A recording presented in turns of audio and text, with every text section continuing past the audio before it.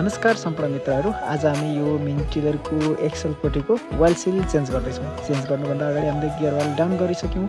Down गरिसकेपछि हामी चक्का खोल्दैछौँ। चक्का खोलिसकेपछि हामी यसको वाइल सिलपट्टिको लकलाई हामी खोल्छौँ। लक खोलिसकेपछि यहाँको पुरानो वाइल सिललाई हामी बाहिर निकाल्छौँ। बाहिर निकालिसकेपछि हामीसँग नयाँ वाइल सिल नभएकोले गर्दा प्रदीप गुरुलाई हामी फोन गर्छौँ। प्रदीप भाइ वाइल सिल ल्याइदेऊ ल। प्रदीप भाइले नयाँ वाइल सिल ल्याइदिइसक्नु भएको छ। अब यसलाई हामी बिस्तारै ठोक्दै मिलाउँदै हामी यसलाई हाल्छौँ।